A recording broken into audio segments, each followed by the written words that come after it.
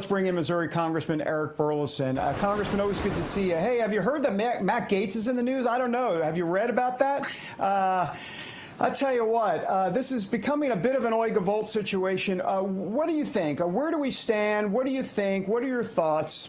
Please, wax poetic for us, Congressman. Well, look, the one thing that I do see is that this town is being consistent. The bureaucracy, the swamp, it is very consistent in going after and using character assassination when they can't achieve, victory otherwise.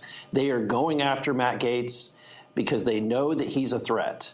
They know that he actually is going to do the things that he says he's going to do.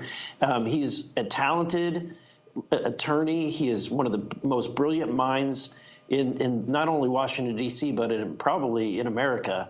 And he's quick on his feet. I can only imagine how some of the Senate hearings are going to go. I think that he'll do a great job. And look, the FBI investigated him and for a long period of time. And they're not fans of Matt Gaetz. If they had something, they would have prosecuted him. But they dropped the charges.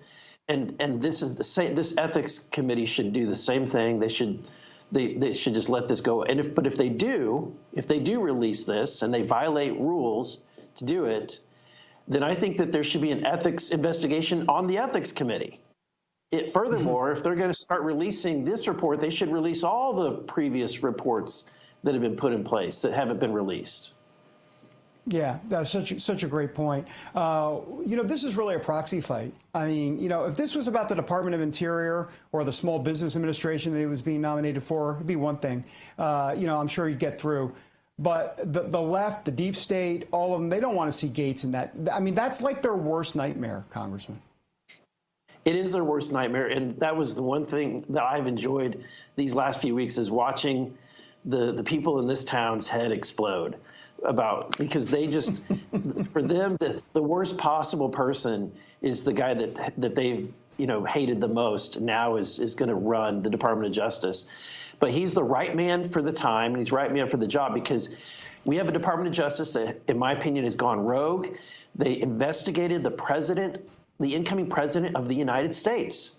They cooperated with the Steele dossier, used that to trump up all these charges against former President Trump.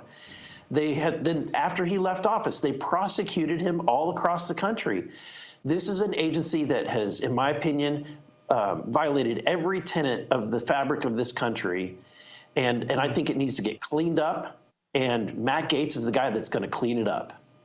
Congressman, we have less than a minute left, about a minute or so. I see that the House majority is at 219, at least according to AP. What's your sense of where this is going to end up? Do you know? And you got the special elections they're going to have to fill regarding Elise Stefanik and Mike Walls and others, Matt Gaetz. So how's the governing majority going to be in the House? It's razor thin again. Yeah, I think we're going to probably pick up 2, maybe 3 more seats. And we need to fix this election process because this is not okay when you have states that are still counting votes on federal positions 2 weeks after the vote. Mm-hmm.